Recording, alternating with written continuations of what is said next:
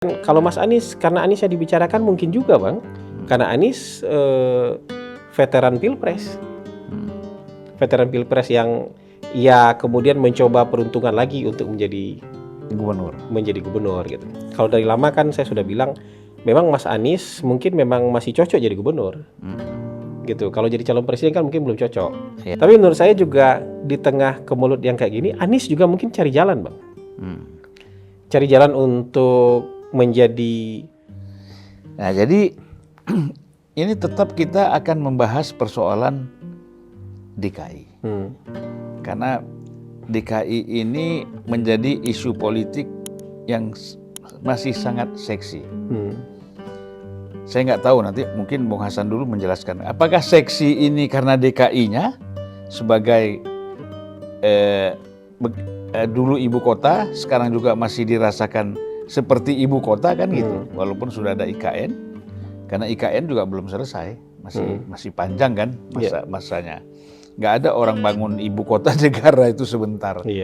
Di mana-mana tuh paling nggak 5 tahun baru bisa selesai ya. Nah, kita kan sekarang kalau masyarakat kita menuntut segera-segera kan nggak mungkin. Ya, masih itu ada yang kayak Canberra 40 tahun. 40 tahun belum selesai itu, tapi sudah dianggap sebagai ibu kota. Ibu kota negara dari Australia. Nah, kalau kita lihat dari sini, menurut Hasan Nasbi, apakah ini menjadi menarik orang membicarakan tentang pilkada DKI ini? Faktor DKI-nya atau faktor Aniesnya gitu? Nah, ya kan? Atau keduanya? Ya. Sebenarnya kalau boleh jujur Bang, kalau kita mengukur tensi pilkada untuk tahun 2024 ini sebenarnya nggak terlalu tinggi loh Bang. Tingkat euforia, percakapan, menurut saya nggak terlalu tinggi. Karena kan kalau dulu-dulu kita itu jedanya cukup panjang Bang. Misalnya habis pilpres, pileg, 1,5 tahun baru ada pilkada. 2,5 tahun setelah itu baru ada pilkada, atau 2 tahun setelah itu baru ada pilkada, kayak gitu-gitu loh. Setiap tahun ada pilkada. Jadi kita punya jeda waktu untuk menikmati hidup, barusan pilkada lagi. Kalau sekarang kayaknya jedanya belum ada Bang. Kalaupun ada hanya 1,5 bulan ya. Iya, terus kemudian sudah bicara pilkada dengan jumlah yang sangat banyak. 520 lebih pilkada ini. Salah satunya adalah pilkada DKI. Jakarta. Bukan DKI lagi namanya, DKJ. Daerah khusus Jakarta.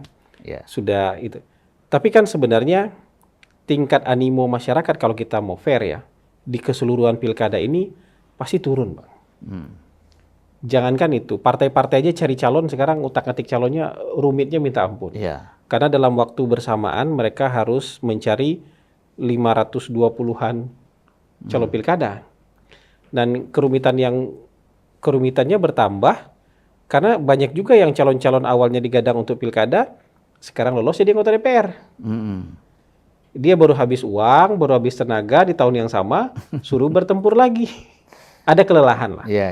Jadi calonnya sendiri lelah, masyarakatnya juga lelah ketika di tahun yang sama. Jadi menurut saya intensitas orang membicarakan pilkada itu juga tidak terlalu tinggi sebenarnya. Saya sendiri sebenarnya sudah hampir nggak memperhatikan sama sekali lagi pilkada ini. Tapi di antara semua pilkada-pilkada ini, tentu kita juga harus akui di antara yang rendah-rendah ini animonya, yang agak lumayan exposure-nya ya Jakarta. Nah, kan faktornya bisa banyak. Kalau faktor karena dia Jakarta dan itu pusat informasi, pusat spotlight, iya Bang. Maksudnya itu jadi faktor juga. Dan orang melihat Jakarta sebagai kiblat pemilihan lah. Jadi di bawah Pilpres, Pilkada DKI, Pilkada Jawa Tengah, Pilkada Jawa Timur itu kayak barometer kedua setelah Pilpres. Orang-orang yang menang pilkada di 3 tempat ini atau tambah Jawa Barat bisa jadi tokoh nasional nih. Kan terbukti juga kemarin.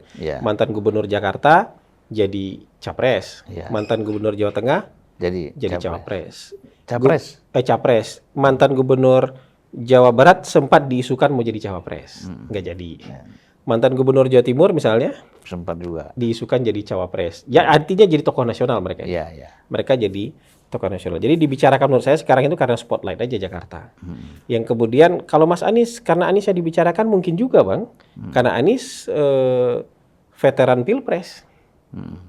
Veteran Pilpres yang ya kemudian mencoba peruntungan lagi untuk menjadi gubernur gitu. Kalau dari lama kan saya sudah bilang memang Mas Anies mungkin memang masih cocok jadi gubernur. Gitu. Kalau jadi calon presiden kan mungkin belum cocok. Iya. Buktinya belum dipilih oleh masyarakat. Tapi kalau jadi calon gubernur mungkin masih cocok. Entah kan itu gubernur Jakarta, gubernur Sumatera Barat atau gubernur Aceh. Kampungnya Abang ini cocok di tiga tempat ini cocok. Saya sudah mengusulkan Iya, untuk maju di Aceh. Di tiga tempat ini cocok lah. Di tiga tempat ini menurut saya cocok. Jadi tapi lagi-lagi menurut saya animo pembicaraannya sekarang juga sebenarnya coba lihat. Menurut saya belum konklusif kan siapa yang akan menjadi calon lawannya Anies. Iya. Anies secara de facto, kayaknya belum de jure nih. Iya. Secara de facto sudah digadang-gadang nih. Dan memang hasil survei pasti dia bagus. Iya. Kemudian orang juga akan mikir-mikir untuk ngelawan Anies kita kira-kira sanggup apa enggak. Walaupun ada nafsu, ada niat segala macam, tapi keraguan menurut saya juga cukup tinggi deh Bang. Iya. Ketika untuk melawan Anies sebagai calon gubernur, ada keraguan juga di semua pihak menurut saya. Iya. Pihak yang ingin mencoba menantang Anies ya pasti ada keraguan juga untuk Iya. nantang kita tempur, kalah nggak nih kita gitu. Apalagi orang yang ngerasa seatnya lebih pasti, misalnya kalau saya di Jawa Barat lebih pasti seat saya nih. Lebih pasti menangnya nih daripada tempur di DKI misalnya kayak gitu. Jadi ada banyak pertimbangan. Nah, apakah Mas Aniesnya sendiri akan melaju jadi calon? Ya tetap wallahu alam. Iya, iya. Mau gimana kan sekarang misalnya PKS kan tidak bisa mengusung sendiri. Nggak bisa. Abang sudah bilang misalnya kalau ini pasangannya adalah Anies dengan Sohibul Iman, iya kan nggak bisa ada tamu kalau kayak gitu, nggak bisa ada teman kalau kayak gitu. Karena kan kalau teman lain masuk dia butuh kompensasi juga. Iya, iya. Gitu. Kompensasinya kalau nggak berupa posisi kan ada berupa tebusan yang lain. Nah kayaknya kan yang paling mungkin dikasih kan kompensasi posisi. Cawagup. Jadi kalau mau ada teman lain yang masuk kan tentu ada kompensasi kayak gitu. Jadi menurut saya diskusinya masih akan panjang gitu. Dan saya juga bingung kenapa PKS mencalonkan di awal-awal begini kemudian seperti nutup pintu buat yang lain gitu loh. Nah, yang terakhir saya ngelihat apakah ini pasti kan terkait dengan konteks koalisi di level nasional, formasi pemerintahan nih. Apakah Kim misalnya menjadikan Pilkada DKI sebagai bagian dari syarat koalisi di tingkat nasional. Misalnya begini, ketika Nasdem dan PKB mau gabung, apakah Pilgub DKI, Pilgub Jakarta ini jadikan bagian dari persyaratan gabung? Kalau Anda masih dukung itu, ya kita nggak sama-sama di nasional. Silakan, tapi nggak apa-apa. Anda silakan maju di DKI, tapi kita nggak sama-sama di tingkat nasional. Atau gimana? Menurut saya diskusi itu pasti ada. Iya, iya. Jadi makanya sekarang menurut saya yang firm itu baru PKS menurut saya. Kenapa firm PKS? Berarti tingkat nasionalnya PKS emang nggak diajak, Bang. Iya.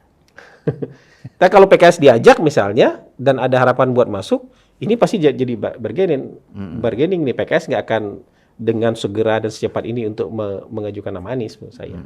Kalau yang lain itu berarti Nasdem belum, PKB baru di level DPW, kan belum DPP-nya, baru di level DPW, ya berarti masih ada negosiasi untuk bergabung di level nasional. Mungkin, ini dugaan saya. Mungkin ada negosiasi kayak gitu, bahwa persyaratannya kita harus kompak nih. Kalau kita harus kompak, namanya siapa? Nih kayak gitu. Tapi menurut saya juga di tengah kemelut yang kayak gini, Anies juga mungkin cari jalan, Bang. Cari jalan untuk minimal menjadi bagian yang tidak bermusuhan dengan Pak Prabowo, mungkin aja, Bang. Kan mungkin aja. Saya nggak mau punya masalah lah dengan Pak Prabowo, kemarin cukuplah ada masalah, sekarang mungkin saya bisa didukung gitu. Itu kan bisa aja, karena kan partainya masih kurang nih. Iya. Partai yang masih kurang ini kan pilihannya kalau nggak bergabung bersama PDIP, atau mencari salah satu partai yang bergabung di KIM. Atau semua yang bergabung di KIM kan gitu. Iya. Jadi pilihannya kayak gitu.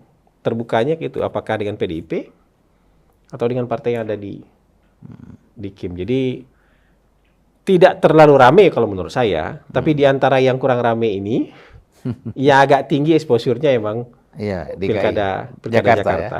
Jakarta.